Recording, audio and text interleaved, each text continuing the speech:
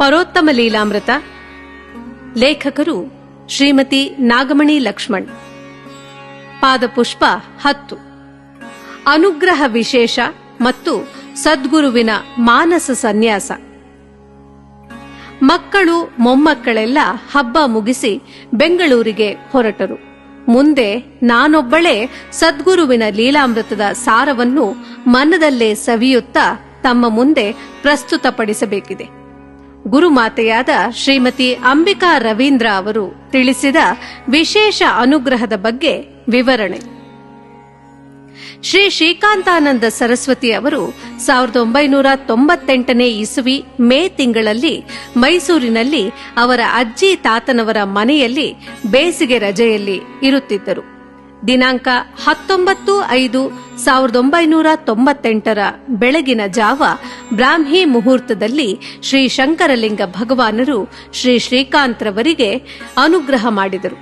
ಅಂದರೆ ಅವರ ತಪಸ್ಸಿನ ಶಕ್ತಿಯನ್ನು ಧಾರೆ ಎರೆದು ನಾನು ನಿನ್ನ ಜೊತೆಯಲ್ಲಿ ಇರುತ್ತೇನೆ ಎಂದು ಹೇಳಿದ್ದಾರೆ. ಅದೇ ಸಮಯಕ್ಕೆ ಶ್ರೀ ಶಂಕರಲಿಂಗ ಭಗವಾನರ ಸಮಾಧಿಯಿಂದ ಜ್ಯೋತಿಯು ಬಂದು ಶ್ರೀ ಶ್ರೀಕಾಂತರ ಒಳಗೆ ಸೇರಿದೆ. ಅಂದರೆ ಅಂದಿನಿಂದ ಅವರಿಗೆ ವಿಶೇಷ ಶಕ್ತಿ ಉಂಟಾಯಿತು. ಜನರ ಕಷ್ಟಗಳನ್ನು ಪರಿಹಾರ ಮಾಡಲು ಪ್ರಾರಂಭ ಮಾಡಿದರು. ಜನರು ಕೇಳುವ ಎಲ್ಲಾ ಪ್ರಶ್ನೆಗಳಿಗೆ ಚಿಕ್ಕ ವಯಸ್ಸಿನ ಬಾಲಕನಾಗಿದ್ದರೂ ಸಹ ಖಚಿತವಾದ ಉತ್ತರ ಹೇಳುತ್ತಿದ್ದರು.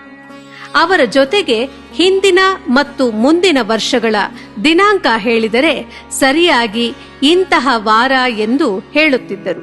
ಇದಾದ ನಂತರ ಹೊಸದುರ್ಗಕ್ಕೆ ಬಂದ ಮೇಲೆ ಅವರ ತಾತ ಅಜ್ಜಿಯವರಾದ ಅನಂತಶೇಷ ಮತ್ತು ಇಂದಿರಮ್ಮನವರ ಮನೆಗೆ ಕರೆದುಕೊಂಡು ಹೋದಾಗ ಅಲ್ಲಿ ಅವರ ಅಜ್ಜಿಯ ಮುಂದೆ ಸೊಂಟದ ಮೇಲೆ 2 ಕೈಗಳನ್ನು ಇಟ್ಟುಕೊಂಡು ನೇರವಾಗಿ ನಿಂತು ನಾನು ಯಾರವ್ವ ಎಂದು ಕೇಳಿದರು. ಆಗ ಅಜ್ಜಿ ಆಶ್ಚರ್ಯದಿಂದ ನೋಡುತ್ತಿದ್ದಾಗ ನಾನೇ ಅಪ್ಪ ಎಂದು ದೃಢವಾದ ಕಂಠದಿಂದ ಜೋರಾಗಿ ಹೇಳಿದರು. ಅಲ್ಲಿಯವರೆಗೆ ಸ್ಪಷ್ಟ ಉಚ್ಚಾರಣೆ ಇರಲಿಲ್ಲ. ಈಗಲೂ ಸಹ ಪ್ರತಿ ಅನುಗ್ರಹದ ದಿನ ಹಿಂದಿನ ರಾತ್ರಿ ಶಂಕರಲಿಂಗ ಭಗವಾನರು ಶ್ರೀಕಾಂತರಿಗೆ ವಿಶೇಷ ಶಕ್ತಿಯನ್ನು ನೀಡುತ್ತಾರೆಂದು ಶ್ರೀಕಾಂತರೇ ತಿಳಿಸುತ್ತಾರೆ. ಆಗ ತಕ್ಷಣ ಅಜ್ಜಿಯವರು ಇವರ ಪಾದಕ್ಕೆ ನಮಸ್ಕರಿಸಿದ್ದರು. ಅಂದು ಅವರಿಗೆ ಅರಿವಾಯಿತು, ಶ್ರೀಕಾಂತ ಬೇರೆ ಯಾರೂ ಅಲ್ಲ, ಶ್ರೀ ಶ್ರೀ ಶಂಕರಲಿಂಗ ಭಗವಾನರ ಅವತಾರ ಎಂದು. ಶ್ರೀ ಶ್ರೀ ಶಂಕರಲಿಂಗ ಭಗವಾನರು ಇಂದಿರಮ್ಮನವರ ಸೋದರ ಮಾವ. ಚಿಕ್ಕಂದಿನಲ್ಲಿ ಅವರು ಅವರ ಸೇವೆಯನ್ನು ತುಂಬಾ ಮಾಡಿದ್ದರು. ಆದ್ದರಿಂದ ಅಂದಿನಿಂದ ಕೊನೆಯವರೆಗೂ ಶ್ರೀಕಾಂತರ ಪಾದಸೇವೆ, ಪಾದಪೂಜೆ ನಿರಂತರವಾಗಿ ಮಾಡುತ್ತಿದ್ದರು. ಜೂನ್ 8ನೇ ತಾರೀಖಿನಿಂದ ಶ್ರೀಕಾಂತರು ಅವರ ತಾಯಿ ಅಂಬಿಕಮ್ಮನವರನ್ನು ಪ್ರತಿದಿನ ದೇವರ ಮನೆಗೆ ಕರೆದುಕೊಂಡು ಹೋಗಿ ಹಿಂದಿನ 3 ಜನ್ಮಗಳ ವಿಚಾರವನ್ನು ಸರಳವಾಗಿ ಹೇಳಿ ಬರಿಸುತ್ತಿದ್ದರು. ಒಂದು ಜನ್ಮದಲ್ಲಿ ಶಂಕರ ಭಗವಾನರ ಮಗ ಮೂರ್ತಣ್ಣನಾಗಿ ಜನ್ಮ ತಾಳಿದ್ದು, ಇನ್ನೊಂದು ಜನ್ಮದಲ್ಲಿ ಶಂಕರಲಿಂಗ ಭಗವಾನರ ಮಗ ಶಂಕರನಾರಾಯಣನಾಗಿ ಜನ್ಮ ತಳೆದಿದ್ದರಂತೆ. ಅವರ ಮನಸ್ಸಿನಲ್ಲಿ ಏನಾದರೂ ಪ್ರಶ್ನೆ ಮೂಡಿದರೆ ಶಂಕರಲಿಂಗ ಭಗವಾನರು ಬರುವವರೆಗೆ ಬಾಗಿಲಲ್ಲೇ ಕುಳಿತು ಕಾದಿದ್ದು ಉತ್ತರ ಪಡೆದ ನಂತರವಷ್ಟೇ ಒಳಗೆ ಬರುತ್ತಿದ್ದರಂತೆ. ಹಾಗೂ ಆ ಜನ್ಮದಲ್ಲಿ ಅಂಬಿಕಮ್ಮನವರು ಶಂಕರಲಿಂಗ ಭಗವಾನರ ಪೂರ್ವಾಶ್ರಮದ ಪತ್ನಿ ಪಾರ್ವತಮ್ಮನವರಾಗಿ ಜನ್ಮ ತಾಳಿದ್ದರಂತೆ.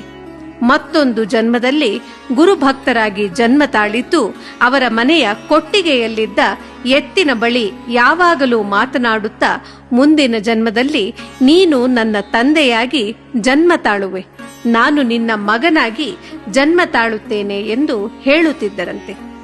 ಮೈಸೂರಿನಲ್ಲಿ ಮೊದಮೊದಲು ಅನುಗ್ರಹ ಕಾರ್ಯಕ್ರಮವು ತಾತನ ಮನೆಯಲ್ಲಿ ಪ್ರಾರಂಭವಾಯಿತು. ಭಕ್ತರ ಸಂಖ್ಯೆ ಹೆಚ್ಚಾದಂತೆ ಜಾಗ ಬದಲಾಗುತ್ತಾ ಆಗುತ್ತಾ ಈಗ ಛತ್ರದಲ್ಲಿ ನಿರಂತರವಾಗಿ ನಡೆಯುತ್ತಿರುವುದನ್ನು ತಾವೆಲ್ಲ ಕಣ್ಣಾರೆ ಕಾಣುತ್ತಿದ್ದೀರಿ. ಅದಕ್ಕೆ ಕಾರಣ ಪ್ರಸಾದ್ ಅಂಕಲ್ ಅವರ ತಂದೆ. 1998ರ ಡಿಸೆಂಬರ್ನಲ್ಲಿ ಬೆಂಗಳೂರಿಗೆ ಮೊದಲು ಹೋದಾಗ ಬಸವೇಶ್ವರ ನಗರದಲ್ಲಿರುವ ಇಂದಿರಮ್ಮ ಅಜ್ಜಿಯವರ ಸಂಬಂಧಿಕರಾದ ಗಿರೀಶ್ ಅವರ ಮನೆಯಲ್ಲಿ ಹೆಬ್ಬೂರು ಗುರುಗಳ ಬೆತ್ತ ಇತ್ತಂತೆ. ಶ್ರೀಕಾಂತ ಆ ಬೆತ್ತವನ್ನು ಹಿಡಿದುಕೊಂಡ ತಕ್ಷಣ ಮುಖ ಲಕ್ಷಣವೇ ಬದಲಾಗಿ ಪಾದುಕೆ ಕೊಡು, ಪಾದುಕೆ ಕೊಡು ಅಂತ ಕೇಳಿದರಂತೆ. ಅಲ್ಲಿದ್ದ ಅಪ್ಪನ ಪಾದುಕೆಯನ್ನು ಮೆಟ್ಟಿಕೊಂಡ ತಕ್ಷಣ ಅಕಾರ, ಉಕಾರ, ಮಕಾರ ಬದಲಾವಣೆ ಆದ ಧ್ವನಿಯಲ್ಲಿ ಬಂದಿದ್ದು ಎಲ್ಲರಿಗೂ ಆಶ್ಚರ್ಯವಾಗಿತ್ತಂತೆ. ನಂತರ ಹೆಬ್ಬೂರಿಗೆ ಅಂಬಿಕಮ್ಮನವರು ಜಾತಕವನ್ನು ಪರಿಶೀಲಿಸಲು ತೆಗೆದುಕೊಂಡು ಹೋದಾಗ ಹೆಬ್ಬೂರಿನ ಗುರುಗಳು ಜಾತಕವನ್ನು ನೋಡಿ ತಕ್ಷಣ ಇದು ಶಂಕರಾಚಾರ್ಯರ ಜಾತಕ, ನಾನು ನೋಡುವುದಿಲ್ಲ ಎಂದು ಹೇಳಿ ಕೆಳಗಿಟ್ಟು ಬಿಟ್ಟರಂತೆ. ಆಗ ಅವರು ಆ ಪಾದುಕೆಯನ್ನು ಯಾರೂ ಹಾಕಿಕೊಳ್ಳಲು ಸಾಧ್ಯವಿರಲಿಲ್ಲ. ಇದು ಒಂದು ದೊಡ್ಡ ಶಕ್ತಿ, ಆದ್ದರಿಂದ ಆ ಕೆಲಸವಾಗಿದೆ ಎಂದು ನಮಸ್ಕರಿಸಿದರಂತೆ. ಈ ದೊಡ್ಡ ಶಕ್ತಿ ಹರಿಯಲು ಪ್ರಾರಂಭವಾಗಿದ್ದು ಯಾರಿಗೂ ಅರಿವಾಗಿರಲಿಲ್ಲ ಅಷ್ಟೆ. ಮಲ್ಹಾರಿ ರಾವ್ ಅಂತ ಬೆಂಗಳೂರಿನಲ್ಲಿದ್ದರು. ಅವರ ಮನೆಗೆ ಹೋದಾಗ ಅವರು ಗಾಜಿನ ಲೋಟದಲ್ಲಿ ಮಾವಿನ ಹಣ್ಣಿನ ರಸವನ್ನು ಕೊಟ್ಟರಂತೆ. ಆ ಜ್ಯೂಸಿನ ಜೊತೆಗೆ ಗಾಜಿನ ಚೂರೊಂದು ಗುರುಗಳ ಗಂಟಲಲ್ಲಿ ಹೋಗಿಬಿಟ್ಟಿದೆ. ನಂತರ ಅವರು ವಾಂತಿ ಮಾಡಿ ಅದನ್ನು ತೆಗೆದರಂತೆ. ಆಗಿನ ಸಂದರ್ಭದಲ್ಲಿ ಅವರು ಕೋಟ್ಯಾಧೀಶ್ವರರಾಗಿದ್ದರಂತೆ. ಮುಂದೆ ಅವರಿಗೆ ಬಹಳ ಕಷ್ಟ ಎದುರಿಸಬೇಕಾಗಿ ಬಂದು ಮುಂದೆ ಅವರು ಕ್ರಮೇಣವಾಗಿ ಬಹಳ ಸಾಲ ಮಾಡಿಕೊಂಡು ರಾಜ್ಯವನ್ನೇ ಬಿಟ್ಟು ಹೋದರಂತೆ. 2010ರಲ್ಲಿ ತೀರಿ ಹೋಗಿದ್ದಾರೆ. ಗುರುವಾದವರಿಗೆ ಭಕ್ತರ ಕಷ್ಟಗಳು ಮೊದಲೇ ಅರಿವಾಗುತ್ತೆ, ಆದರೆ ಅದನ್ನು ಬಿಡಿಸಿ ಹೇಳುವ ಹಾಗೆ ಇರುವುದಿಲ್ಲ ಎಂಬುದನ್ನು ಯಾವಾಗಲೂ ನಮ್ಮ ಗುರುಗಳು ಹೇಳುತ್ತಿರುತ್ತಾರೆ. ನಾವು ಪಡೆದು ಬಂದದ್ದನ್ನು ಅನುಭವಿಸಲೇಬೇಕು. ಆದರೆ ಗುರುವಿನ ಕೃಪೆಯಿಂದ ನಾವು ಅದಕ್ಕೆ ಸುಲಭವಾಗಿ ಪರಿಹಾರ ಕಂಡುಕೊಳ್ಳುವ ಅವಕಾಶವಿರುತ್ತದೆ. ಅದನ್ನು ನಾವು ಬಳಸಿಕೊಳ್ಳಬೇಕು ಅಷ್ಟೆ. ಏನಾದರೂ ಕಾಯಿಲೆ ಬಂದಾಗ ಆಪರೇಷನ್ ಮಾಡಬೇಕಾದದ್ದು ಅನಿವಾರ್ಯ ಎಂದಾದರೆ ವೈದ್ಯರು ಅರಿವಳಿಕೆ ಕೊಟ್ಟು ನೋವು ತಿಳಿಯದಂತೆ ಆಪರೇಷನ್ ಅನ್ನು ಮಾಡುತ್ತಾರೆ. ಹಾಗೆ ಗುರುವೂ ಸಹ ಕಷ್ಟಗಳ ಅರಿವಾಗದಂತೆ ಸತ್ಸಂಗ, ಭಜನೆ ಇದರಲ್ಲೇ ನಮ್ಮನ್ನು ತಲ್ಲೀನಗೊಳಿಸಿ ನಮ್ಮ ಕಷ್ಟ ನಾವೇ ಅನುಭವಿಸಿದರೂ ಸಹ ಅದರ ನೋವು ನಮಗೆ ತಿಳಿಯದಂತೆ, ಅರಿವಾಗದಂತೆ, ಗೊತ್ತಾಗದ ರೀತಿ ಕಷ್ಟದಿಂದ ಪಾರು ಮಾಡುತ್ತಾರೆ. ಮಾನಸ ಸನ್ಯಾಸ. ಶ್ರೀ ಶ್ರೀಕಾಂತಾನಂದ ಗುರೂಜಿಯವರು 10ನೇ ವಯಸ್ಸಿನಲ್ಲಿ ಆಧ್ಯಾತ್ಮದ ಬೀಜವನ್ನು ಭಕ್ತರ ಹೃದಯದಲ್ಲಿ ಮೂಡಿಸಲು ಆಶ್ರಮಗಳನ್ನು ಮಾಡಿದರು. ಎಲ್ಲಾ ಆಶ್ರಮಗಳಲ್ಲೂ ಕಾರ್ಯಕ್ರಮಗಳನ್ನು ನಡೆಸಲು ಸ್ಥಳೀಯ ಶಿಷ್ಯರಿಗೆ ಪ್ರೋತ್ಸಾಹಿಸಿ ನಿರ್ವಹಣೆಯ ಜವಾಬ್ದಾರಿಯನ್ನು ವಹಿಸಿದರು. ಎಲ್ಲಾ ಕಡೆಯಲ್ಲೂ ಪೂರ್ಣಕುಂಭ ಸ್ವಾಗತ, ಹೋಮ, ಭಜನೆ, ಧಾರ್ಮಿಕ ಕಾರ್ಯಕ್ರಮ, ಗುರುಭಿಕ್ಷೆ ಮತ್ತು ಪ್ರಸಾದ ವಿನಿಯೋಗಗಳನ್ನು ಕ್ರಮವಾಗಿ ನಡೆಸುತ್ತಿದ್ದರು. ಇದಾದ ನಂತರ ವಿಗ್ರಹಗಳ ಪ್ರತಿಷ್ಠಾಪನೆ ಮಾಡಿಸಿದರು. ಭಕ್ತರನ್ನು ಗುಂಪಾಗಿ ತೀರ್ಥಕ್ಷೇತ್ರಗಳಿಗೆ ಕರೆದುಕೊಂಡು ಹೋಗುತ್ತಿದ್ದರು. ಜೊತೆಯಲ್ಲಿ ಆಧ್ಯಾತ್ಮದ ಪಾಠಗಳನ್ನು ಮಾಡುತ್ತಿದ್ದರು. ಪ್ರತಿಯೊಂದನ್ನು ಶಂಕರಲಿಂಗ ಭಗವಾನರ ಆಜ್ಞೆಯಂತೆ ನಡೆಸುತ್ತಿದ್ದರು. ಶ್ರೀಕಾಂತ ಗುರುಗಳು ಎಸ್ಎಸ್ಎಲ್ಸಿ ಪರೀಕ್ಷೆಯನ್ನು ಮುಗಿಸಿದ ಮೇಲೆ ದಿನಾಂಕ 19/5/2009 ಬೆಳಗಿನ ಜಾವ ಬ್ರಾಹ್ಮಿ ಮುಹೂರ್ತದಲ್ಲಿ ಶ್ರೀ ಶಂಕರಲಿಂಗ ಭಗವಾನರು ಕಾವಿ ಬಟ್ಟೆಯನ್ನು ಶ್ರೀಕಾಂತ ಗುರುಗಳಿಗೆ ಕೊಟ್ಟು, ಇದು ಮಾನಸ ಸನ್ಯಾಸ. ಇಂದಿನಿಂದ 1 ವರ್ಷ ಸತತವಾಗಿ ನೀನು ಕಾವಿ ಬಟ್ಟೆಯನ್ನು ಧರಿಸಬೇಕು. ಅಂದರೆ ಕಾವಿ ಟೀ ಶರ್ಟ್, ಕಾವಿ ಪಂಚೆ, ಕಾವಿ ಚಡ್ಡಿ ಎಲ್ಲಾ ಕಾವಿಯೇ. ಅದನ್ನು ರೂಢಿಸಿಕೊಳ್ಳಬೇಕು. ಆಗ ನಿನ್ನ ಮನಸ್ಸು ಪರಿಪಕ್ವವಾಗಲು ನಿನಗೆ ಸಹಾಯವಾಗುತ್ತದೆ ಎನ್ನುತ್ತಿದ್ದರಂತೆ. ದಿನಾಂಕ 19/5/2009 ಬೆಳಗ್ಗೆ ಶ್ರೀಕಾಂತ ಗುರುಗಳು ಸ್ನಾನ ಮಾಡಿ ಕಾವಿ ಧರಿಸಿ ಕಾವಿ ಶಲ್ಯವನ್ನು ಹೊದ್ದು ಮೈಸೂರಿನಲ್ಲಿ ನಡೆದ ಅನುಗ್ರಹ ಕಾರ್ಯಕ್ರಮದಲ್ಲಿ ಭಾಗವಹಿಸಿದ್ದರು. ಅಂದಿನಿಂದ ಇಂದಿನವರೆಗೂ ಈ ಕಾರ್ಯಕ್ರಮ ನಿರಂತರವಾಗಿ ಭಕ್ತ ಸಾಗರದ ಮಧ್ಯೆ ವಿಜೃಂಭಣೆಯಿಂದ ನಡೆಯುತ್ತಿರುವುದು ನಿಮ್ಮ ಕಣ್ಣ ಮುಂದಿದೆ. ದಿನಾಂಕ 9/8/2009 ನಡೆದ ಇನ್ನೊಂದು ವಿಶೇಷ ಘಟನೆ ಹೀಗಿದೆ.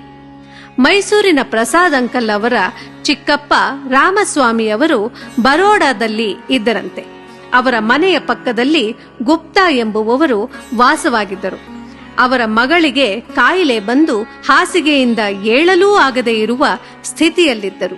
ಪ್ರಸಾದ್ ಅಂಕಲ್ ಅವರ ಚಿಕ್ಕಪ್ಪ ರಾಮಸ್ವಾಮಿಯವರು ಶ್ರೀಕಾಂತರ ಬಗ್ಗೆ ಅವರಿಗೆ ವಿವರಣೆ ನೀಡಿದಾಗ ಅವರುಗಳು ಶ್ರೀಕಾಂತರು, ಅಂಬಿಕಮ್ಮ, ರವಿ ಡಾಕ್ಟರ್, ಮತ್ತಿತರ ಶಿಷ್ಯರೊಂದಿಗೆ ಬರೋಡಕ್ಕೆ ಗುರುಗಳನ್ನು ಸ್ವಾಗತ ಮಾಡಿದ್ದರು.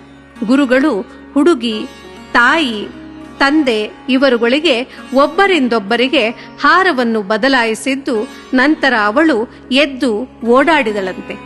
5-6 ವರ್ಷ ಇದ್ದು ನಂತರ ತೀರಿಕೊಂಡಳಂತೆ. ಬರೋಡಕ್ಕೆ ಬಂದ ಎಲ್ಲಾ ವಿಮಾನಯಾನದ ಖರ್ಚುಗಳನ್ನು ಗುಪ್ತಾರವರೇ ಭರಿಸಿದ್ದರಂತೆ. ಶ್ರೀಕಾಂತ ಗುರುಗಳು 3 ರೀತಿಯಲ್ಲಿ ಭಕ್ತರ ಲೌಕಿಕದ ಕಷ್ಟ, ನೋವುಗಳು ಮತ್ತು ಸಮಸ್ಯೆಗಳನ್ನು ದೂರ ಮಾಡುತ್ತಿದ್ದಾರೆ. ಚಿಕ್ಕಮಗಳೂರು ಜಿಲ್ಲೆಯಲ್ಲಿನ ಸಖರಾಯಪಟ್ಟಣದ ಶ್ರೀ ವೆಂಕಟಾಚಲ ಅವಧೂತರ ರೀತಿ ನಿಂಬೆಹಣ್ಣು, ತೆಂಗಿನಕಾಯಿ, ಬಿಸ್ಕತ್, ಸಕ್ಕರೆ ಮುಂತಾದ ವಸ್ತುಗಳನ್ನು ನೀಡಿ ಅದನ್ನು ಎಲ್ಲಿ ಹೇಗೆ ಉಪಯೋಗಿಸಬೇಕು ಮತ್ತು ಕಾಪಾಡಿಕೊಳ್ಳಬೇಕು ಎಂದು ವಿವರಿಸುತ್ತಾರೆ. ಹೊಸದುರ್ಗ ತಾಲೂಕಿನ ಸೊಡರನಾಳು ಗ್ರಾಮದ ಪರಮೇಶ್ವರಜ್ಜನವರ ಆಶೀರ್ವಾದದ ಶಕ್ತಿಯಿಂದ ಜ್ಯೋತಿಷ್ಯವನ್ನೂ ಸಹ ಅರಿತು ಒಳ್ಳೆಯ ಮುಹೂರ್ತ, ಘಳಿಗೆ ಇವುಗಳನ್ನು ಪಂಚಾಂಗವನ್ನು ನೋಡದೆ ತಕ್ಷಣ ಹೇಳುವುದನ್ನು ನಾವು ಗಮನಿಸುತ್ತಿದ್ದೇವೆ. 3ನೇದು ಶಂಕರಲಿಂಗ ಭಗವಾನರ ರೀತಿ ಭಕ್ತೋದ್ಧಾರ ಮಾಡುವವರಿವರು. ಶಂಕರಲಿಂಗ ಭಗವಾನರಿಗೂ ಜಾತಿಯ ಸೋಂಕಿರಲಿಲ್ಲ. ಶ್ರೀಕಾಂತಪ್ಪನವರಲ್ಲೂ ಸಹ ಜಾತಿ ಭೇದ ಲವಲೇಶವೂ ಇರುವುದಿಲ್ಲ.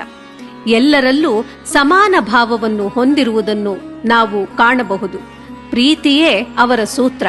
ಹಾಗೆ ಕಷ್ಟದಲ್ಲಿರುವವರ ಮನೆಯಲ್ಲಿ ಹಾಲನ್ನು ಕುಡಿದು ಪ್ರಸಾದ ಸ್ವೀಕರಿಸಿ ಸಿಹಿಯನ್ನು ತಿಂದು ಪಾದಪೂಜೆ ಮಾಡಿಸಿಕೊಂಡು ಅವರ ಕಷ್ಟಗಳ ಪರಿಹಾರ ಮಾಡುವುದನ್ನು ನಾವೆಲ್ಲ ಕಂಡಿದ್ದೇವೆ. ಬಡವ ಬಲ್ಲಿದ ಭೇದವಿಲ್ಲದೆ, ಲಿಂಗ ತಾರತಮ್ಯವಿಲ್ಲದೆ ಎಲ್ಲರ ಕಷ್ಟಗಳಿಗೆ ತಕ್ಷಣ ಪರಿಹಾರ ಮಾಡುವಂತಹ ಶಕ್ತಿಯನ್ನು ಹೊಂದಿರುವ ಗುರುಗಳಿಗೆ ನಾವು ಶಿರಬಾಗಿ ನಮಿಸೋಣ. ಇಂತಹ ಗುರುಗಳ ಪಾದ ಪದ್ಮಗಳಿಗೆ ವಂದಿಸಿ ಈ ಪಾದಪುಷ್ಪವನ್ನು ಅರ್ಪಿಸೋಣ. ಸರ್ವಂ ಶ್ರೀ ಸದ್ಗುರು ಶ್ರೀಕಾಂತಾರ್ಪಣಮಸ್ತು. ಜೈ ಗುರುದೇವದತ್ತ.